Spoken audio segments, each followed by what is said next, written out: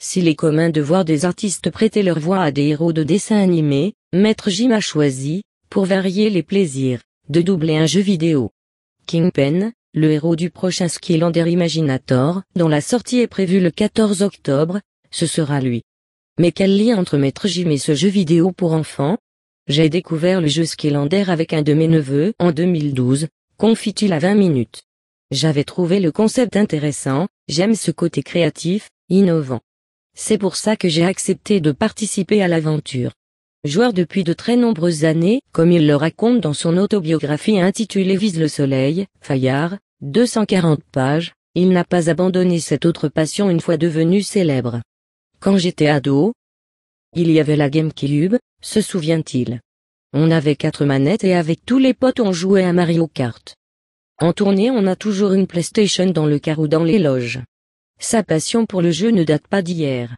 Maître Jim, la première voix célèbre des Skylanders, si aux États-Unis certains artistes comme Patrick Warburton ont déjà prêté leur voix à des personnages du jeu Skylander de l'éditeur Activision, Call of Duty, Destiny, Maître Jim ouvre la voie en France.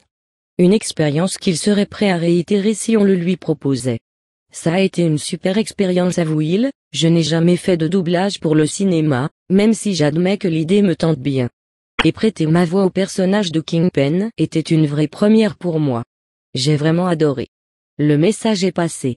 Les joueurs qui se lanceront dans l'aventure Skylander Imaginator pourront donc au fil de l'aventure entendre les conseils dispensés par Kingpin.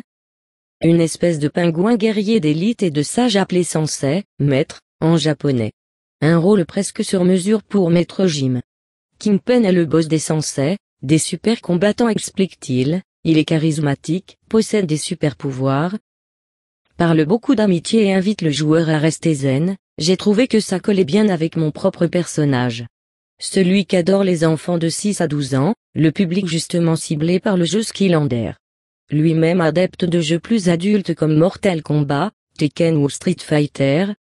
L'artiste ne manque pas de dissocier ce personnage de sa véritable identité. Le personnage que je propose en télé ou en radio prend beaucoup de place. Je ne demande pas aux gens de me connaître en tant que Juna Gandhi, mais la plupart des gens ne connaissent de moi que Maître Jim. Un héros imaginaire, presque magique au regard des ventes records de ses albums en France. Sans doute était-il l'homme idéal pour prêter sa voix à un autre héros. De jeux vidéo pour enfants celui-là. Retrouvez en kiosque le numéro spécial Pokémon Go de Jeux Vidéo Magazine. Regardez d'autres vidéos sur site, vidéo.5la.net.